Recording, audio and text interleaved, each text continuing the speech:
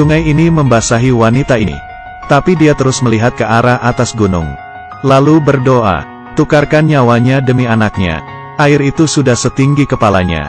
Tapi lengannya, tapi tetap menggendong anak itu.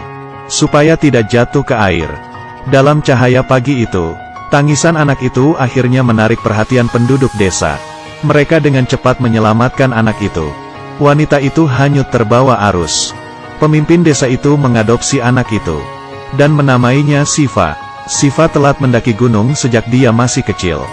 Dan mencoba memanjat dengan tangan kosong berkali-kali. Meskipun ini berbahaya, selalu dimarahi oleh ibunya. Tapi dia tidak pernah menyerah. Perlahan Siva memanjat semakin tinggi. Selalu berlatih. Juga membiarkannya mengembangkan karakter luar biasa ini. Dia hanya perlu mengambil kuda-kuda. Otot-otot lengannya mematahkan manik-manik.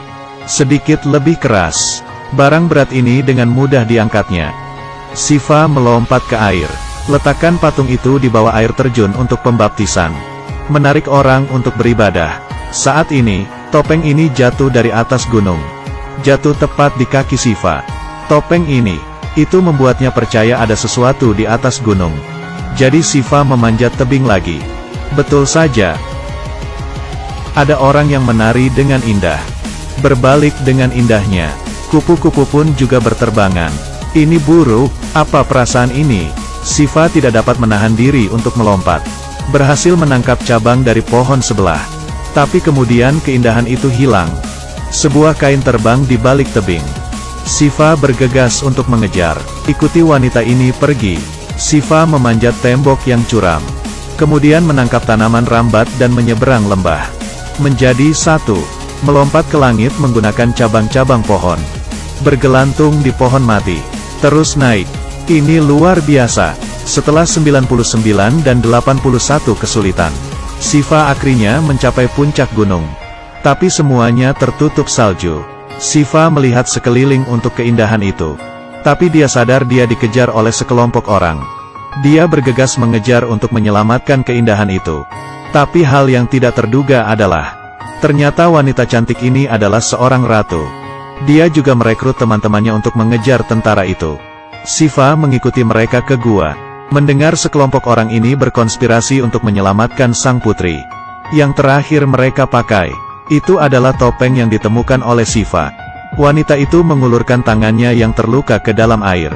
Kemudian ikan kecil yang tidak terhitung jumlahnya muncul. Membantunya membersihkan lukanya.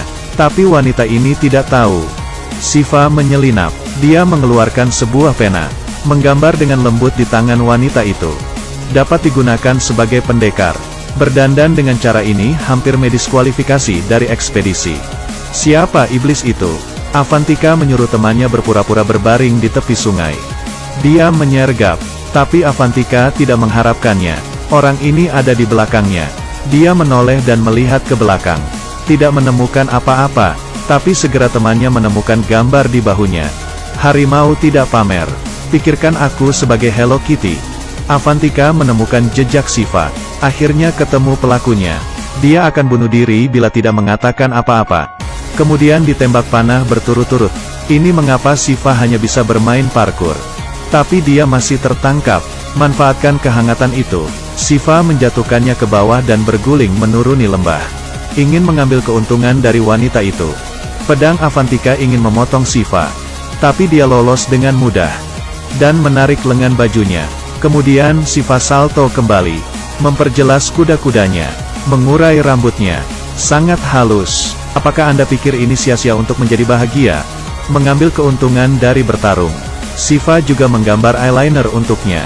Memakai lipstick. Dia merobek celana Avantika. Melemparnya ke air terjun. Apakah keindahan yang dia lihat di air terjun itu adalah dirinya? Avantika menoleh. Melihat Siva memegang topengnya yang hilang. Baru percaya.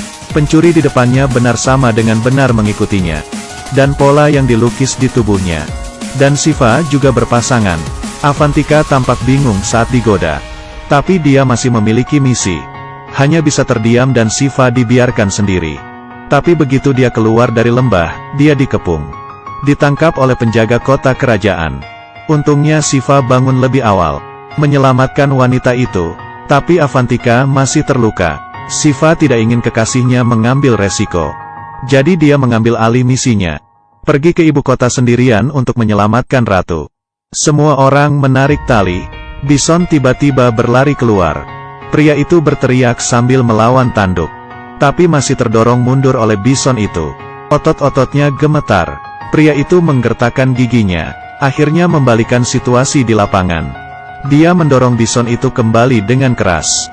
Kemudian dia menggunakan kesempatan untuk mengangkat hidungnya dan membantingnya. Setelah mengalahkan bison itu, dengan cepat meraihnya, semua orang memujinya, juga membuat patung untuk dirinya sendiri.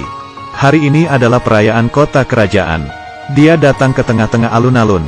Lepaskan si putri dari kurungan selama 25 tahun. Tangan dan kakinya diikat dengan rantai yang tebal. Bertahun-tahun disiksa, membuat dia tidak manusiawi. Rajanya sangat membencinya karena ratu itu memilih kakaknya. Jadi dia merencanakan untuk membunuh saudara-saudaranya. Kemudian dia disiksa dengan segala cara. Untungnya ratu tua, mengambil pangeran yang baru lahir.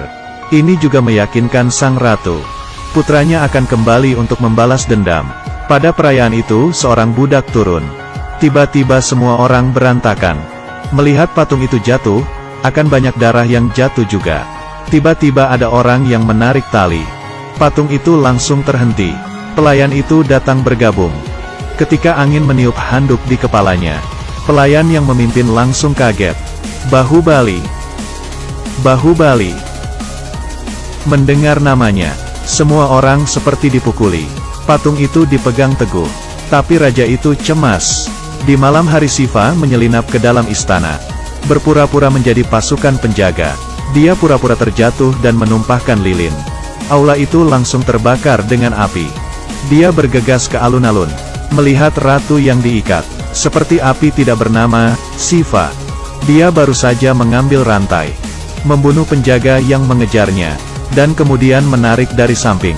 Setelah memotong rantai dengan pisau, dia membungkuk dan melemparkan sang ratu ke dalam kereta.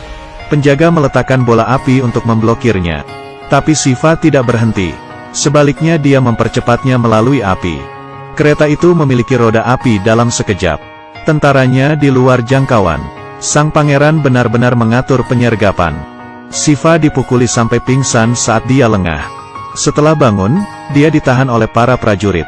Sang ratu dilecehkan dan dihina. Shiva mulai mengamuk. Abaikan sakit pada tubuhnya, memukul seseorang. Lalu dia mematahkan pedang raja. Raja yang mengalahkan bison berubah menjadi ayam dalam sekejap.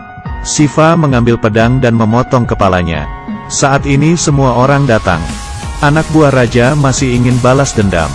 Tapi dia berlutut ketika dia melihat wajah Shiva. Bahubali. Ratu juga sangat senang. Ternyata Shiva adalah anaknya sendiri. Merupakan keturunan dari Bahubali. Akhirnya dia merebut kembali tahtanya. Film ini berjudul Bahubali. Ini juga merupakan film termahal dalam sejarah India. Setiap menit efek khusus film itu membakar uang. Tonton film seperti ini. Saya pikir ini sangat keren. Apakah kalian ingin menonton?